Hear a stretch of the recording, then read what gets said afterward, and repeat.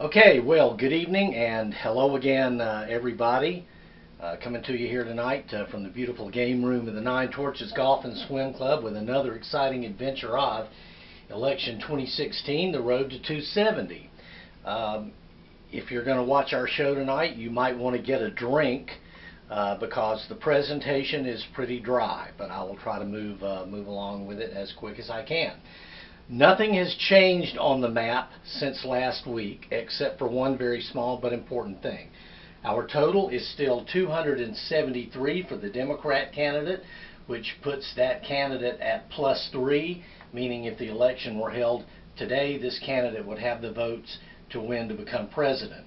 The Republican candidate is still at 191 votes, 79 votes short of what he needs to win, and there's still 74 votes on the board. Same states as last time still on the board. Nevada, 6. Iowa, 6. Ohio, 18. North Carolina, 15. Florida, 29. Here's the big difference.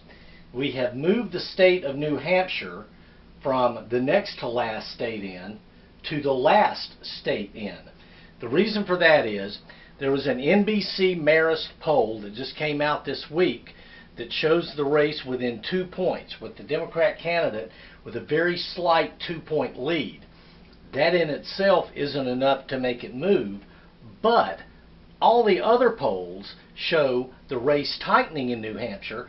This candidate had a 9-point lead about 4 weeks ago.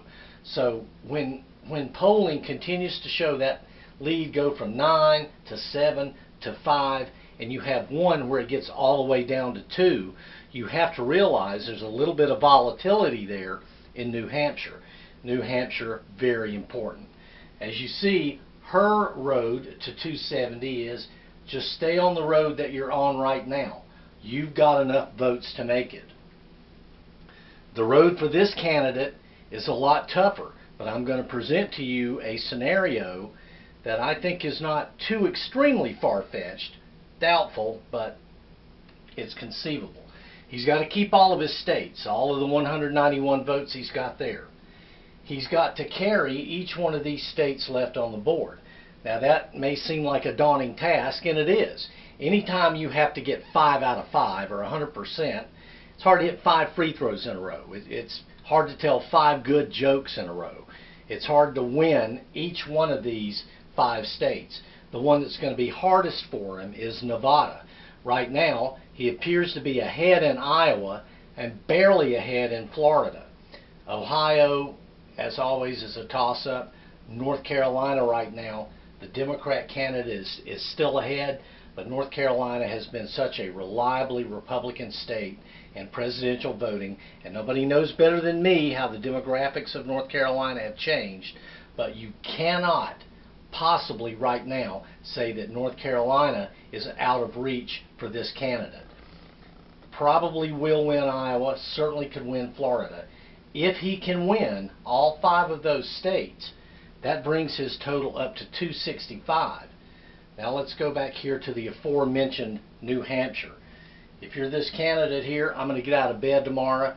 I'm not going to go to California to raise money. I'm going to go to New Hampshire to shore things up there. Same thing for this one.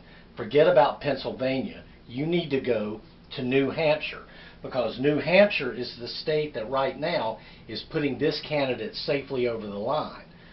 But if he can poach New Hampshire out of her column, and it's not inconceivable now, her total drops back to 269. That's a tie, and the vote goes to the House of Representatives, right? Hold your horses.